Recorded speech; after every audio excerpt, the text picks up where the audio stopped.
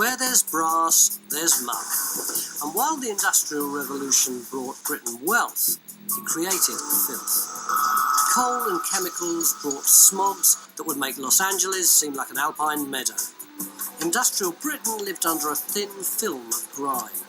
And ironically, one of the messiest jobs of all was one designed to keep everyone else clean.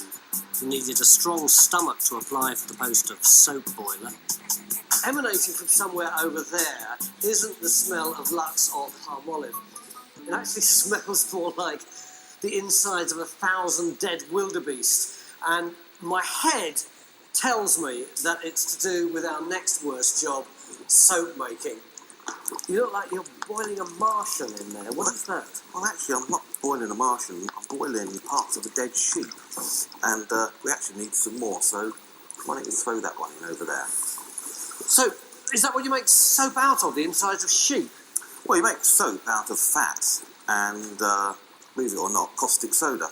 The most common form of fat was from boiling down animals. Will this do? Oh, no, that's far too good. That's our lunch. Put it in the sheep's offal. Here we go. I have to say, I've never got used to this job. So you're saying that they could have used virtually anything at all to go in there? Well, Tony, you're a soap maker, okay? You know that any bit of animal will do to get fat from. So if you see a dead dog or cat, rat or anything, you're going to put it in your soap pan, aren't you? But first, you have to take the skin off. Yeah. And then you have to take out its entrails so there's no waste products in it. Because you don't want waste products in your tallow. But virtually anything else will do. It does smell fairly disgusting now, doesn't it? What do we do with it next? You have to cook it, Yeah. let it cool, take the fat off the top, Yeah. and then repeat the process to get a pure tallow. And eventually, it ends up like this. Why is it clear on the top but got that big yellow ball in it? Well, this is liquid tallow, Yeah. and the big ball in the middle is actually solid tallow. What are we going to do with this? We're going to pour it in this pot, and we're going to make soap. In it goes. So what do we do now? Well, Tony, we add in the lye. What's that? Well, lye is caustic soda, or what they used to call potash, in a solution of water. That must be dangerous. What it is, I mean, certainly if you put your hands in it, it would burn them. So not only did you have this horrible stink, but you had this horrible burning stuff as well. Absolutely, and if you get splashed with it or it gets in your eyes, it will blind you.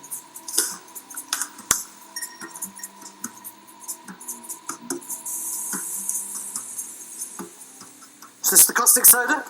That's it, Tony. Right. Cool, silly. Now, tell me when. I'll tell you when. That should do nicely. Okay.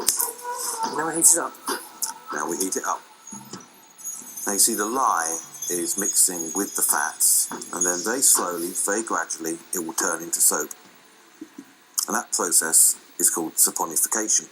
I'll tell you what, it's starting to go really frothy. You normally can't tell how long it's going to take to saponify. Sometimes it happens quite quickly, but normally this process would take about 4 days. And you can see the soap forming on the surface. This is only one little bucket, and it stinks.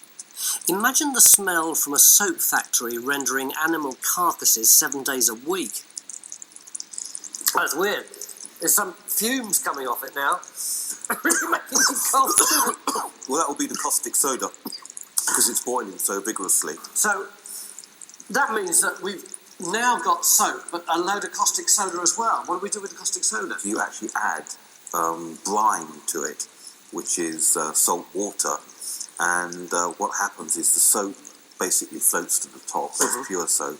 You'll have soap on the top, then glycerin, and then all the bits of animals that didn't make fat, and caustic soda. What happens to the rest of the caustic soda? Well, once you're finished, if there's any waste caustic soda, you'd either use it again, or you just flush it down the drain. Into the water supply? Oh, absolutely. Oh, that's great, isn't it?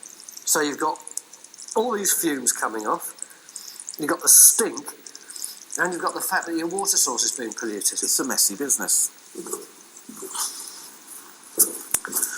So, Tony, what we do is we pour the soap into a mould like this, and then we let it cool down, Yeah. and then we take it out. This is the soap. Absolutely.